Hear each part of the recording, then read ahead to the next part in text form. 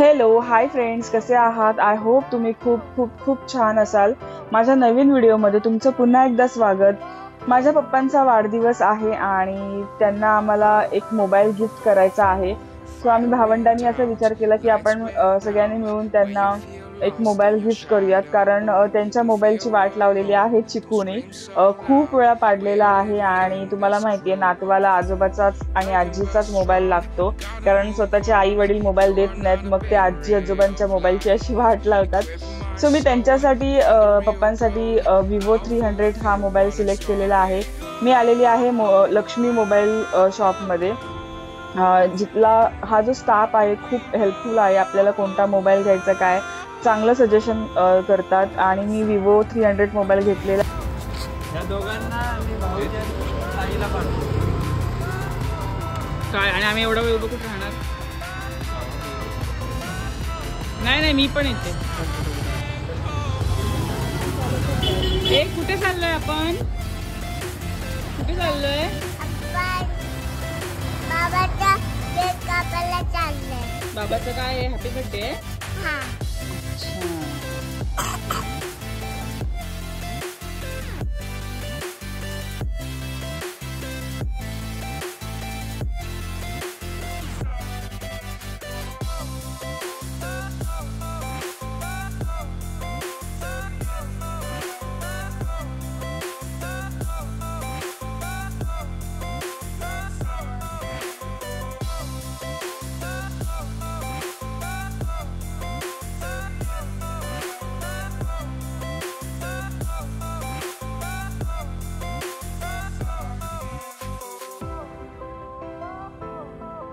माझे पप्पा ॲम्ब्युलन्सवरती ड्रायव्हर आहेत. 4 रस्त्याला ओम स्कॅन सेंटर आहे, तिकडे ते काम करतात. सध्या त्यांची नाईट चालू आहे म्हणून आम्हाला तिकडे जावं लागतंय.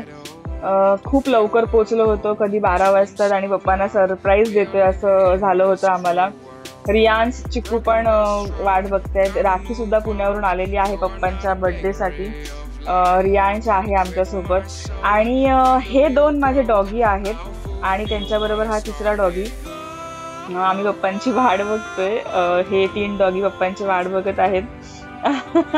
12 वाजता आम्ही सेंटर जवळ जाणार. इकडे सॅगी रियांश आणि स्वस्तिकला सांभाळत आहेत, कारण त्यांची खूप मस्ती चाललेली आहे. फायनली 12 वाजायला 2-3 मिनिटं बाकी होती आणि आमची खूप गडबड चाललेली होती, कारण पप्पा तिथे ॲम्ब्युलन्सवरती असतात आणि हे रोडवरतीच आहे, त्याच्यामुळे आम्ही त्यांना दिसलो नाही पाहिजे म्हणून आमची खूप धावपळ चाललेली होती. आम्ही लपून छपून चाललेलो होतो. हे छोटे छोटेसे असे सरप्राईज मला द्यायला खूप आवडतात आणि आई पप्पांसाठी मला खूप आवडतं असं सगळं करायला, कारण लहानपणी आपल्याला त्यांनी खूप खुश केलेला असतो, खूप छोटे छोटे आनंद दिलेले असतात आणि आपण कसे खुश होत होतो हे आई वडिलांना माहिती होतं. सो आता आमची बारी आहे आणि आता आम्ही पप्पांना आणि आईला खुश करणार. पप्पा हसतच बाहेर येतात.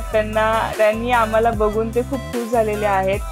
आणि कसं आहे ना, आपल्या आई वडिलांचा आनंद आणि ते कोणत्या गोष्टीमध्ये खुश होतील हे आपल्या मुलांनाच बघावं लागणार आहे आता त्यांच्या या म्हातार वयामध्ये. पप्पांचा वाढदिवस आहे, आनंद सुद्धा आहे आणि एका बाजूला दुःख सुद्धा होतंय की आपले आई वडील आता म्हातारे होत चाललेले आहेत आणि त्या गोष्टीचं दुःख आहे मला ऍक्च्युली. पण ठीक आहे, काही बोलताच येत नाहीये मला. म्हणजे ना, थोडीफार अशी भीती वाटत चालली आहे की आपले आई वडील त्यांचं वय वाढतंय, ते म्हातारे होत चाललेले आहेत आणि सतत हा विचार येत असतो माझ्या मनामध्ये. ठीक आहे, आज पप्पांचा बर्थडे आहे, सो इमोशनल नाही व्हायचंय मला. त्यांनी आजूबाजूच्या फ्रेंड्स लोकांना त्यांच्या बोलवलेलं आहे आणि केक कटिंग चालू आहे.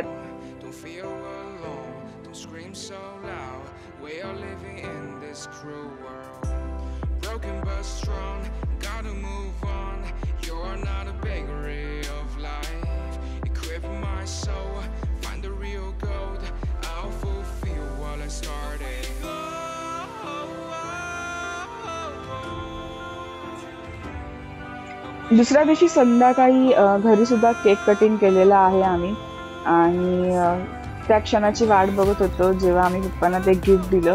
त्यांचं एक्सप्रेशन्स तुम्ही बघा, किती खुश होते, त्यांना खूप भरून आलं होतं. पण कसं आहे ना, असं म्हणतात की आई रडू शकते पण वडील आपले कधीच कोणासमोर रडत नाहीत आणि ते आपल्या मुलांसमोर स्वतःला कमजोर कधीच दाखवत नाहीत. सो ही म्हण खरी आहे आणि तुम्ही बघू शकता त्यांनी हे गिफ्ट ओपन करताना त्यांचं एक्सप्रेशन्स खरंच खूप भरून आलं होतं. त्यांना त्यांच्या डोळ्यामध्ये पाणी होतं. लिटरली त्यांनी ना हात जोडले होते आमच्यासमोर. कसं आहे ना, जुन्या लोकांची पद्धत आहे, त्यांच्यासाठी जर आपण काय केलं ना तर ते हात जोडतात आपल्यासमोर. पण खरंच पप्पा, तुम्ही हात नका जोडू, तुम्ही आमचं विश्व आहात.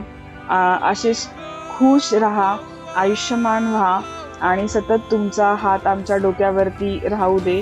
सतत तुम्ही आमच्या पाठीशी उभे राहा. पप्पा खूप खुश आहेत आणि तुम्ही सुद्धा बघू शकतात त्यांच्या चेहऱ्यावरचा जो आनंद आहे तो बघायलाच मला खूप आनंद होत आहे. ते खूप खुश आहेत. सो गाईज, हा तुम्हाला व्हिडिओ कसा वाटला आणि जर आवडला असेल तर नक्की लाईक, शेअर, सबस्क्राईब करा आणि कमेंट करायला विसरू नका. आपण परत एकदा नवीन व्हिडिओमध्ये भेटू. तोपर्यंत bye bye. Thanks for watching.